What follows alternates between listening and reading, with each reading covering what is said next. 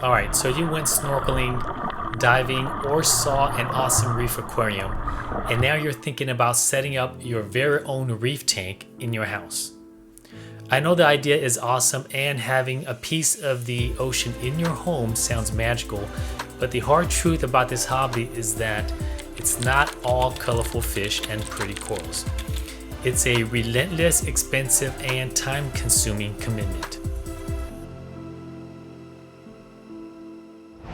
Welcome back to the channel. This is Paul, and before you dive headfirst into the saltwater reef aquarium hobby, let's talk about the 3 things you should consider before starting your reef tank.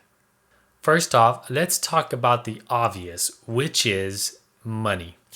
This hobby is a money pit, and there's nothing to show for until a few months or years later when the coral starts taking off with growth.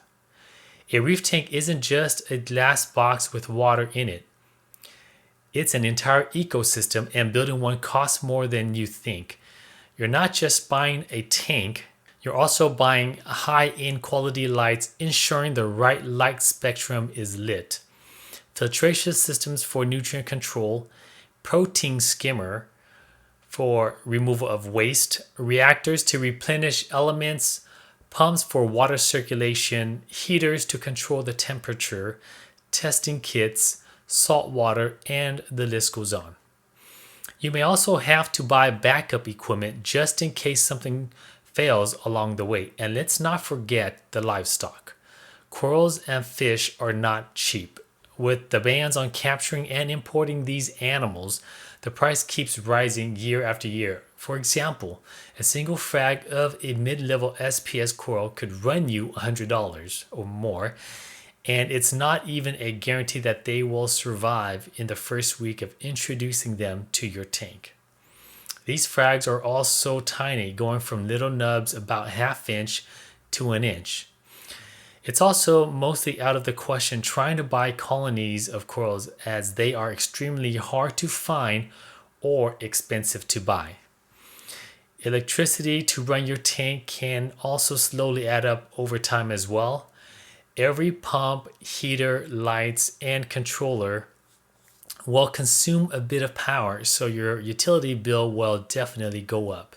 Next up is time. This isn't a set it and forget it kind of deal. Maintaining a reef tank requires regular water changes, cleaning the circulation pumps, return pumps, algae scraping on the glass, testing water parameters. Well, you get the idea. Basically, every weekend involves some type of husbandry in keeping the tank going. Neglecting this will eventually crash your tank, and speaking of tank crashes, it's not a matter of if, but when. If you missed a water change or forget to test your water parameters, your tank will definitely remind you. Probably with a smelly algae bloom, or it's going to stress the corals out so much to the point of killing them, leaving white coral skeleton for you to witness. By the time you notice, it would have been too late, like typically months out. Thirdly, if further education is not your thing, you can pass on starting a reef tank. There's a big learning curve to keeping corals healthy. The understanding of marine life keeps unfolding year after year, so you'll need to keep up if you want to ensure the health of your animals. If you're looking to wing it, think again. It's not like taking a multiple choice quiz where you can guess your way through passing. This hobby is a science, and if science is not your thing, you will very quickly find out. You basically need to understand water chemistry, marine biology, and maybe even some programming logic if you plan to use an Apex controller to monitor and control your tank. The reef tank community is full of helpful people, especially with sites like Reef to Reef or Reef Central. But even with all the advice in the world, you're still likely to make mistakes. If it costs you time, sometimes money, and other times livestock, basically, you need to become a master at keeping water parameters stable. That's the bottom line. If you can master this, your tank will reward you with large colonies of vibrant colored corals. This is a big accomplishment in the reefing community.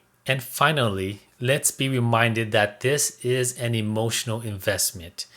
It's a roller coaster.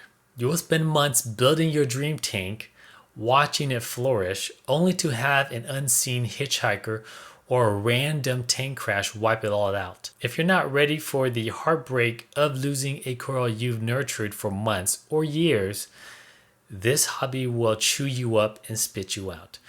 Personally, I've had to restart my tanks multiple times, and each time I learned something new. All I'm saying here is to be prepared to fail, and at the same time, learn from your failures so that mistakes can be avoided in the future.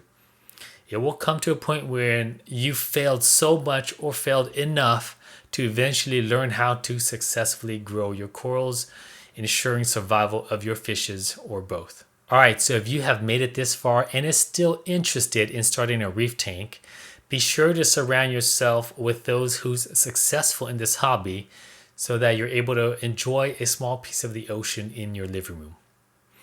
And with that, I'll leave you with a quote from Winston Churchill.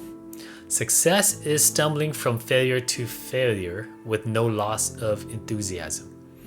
I hope that gives you an idea of what you're setting yourself up to do with starting a reef tank.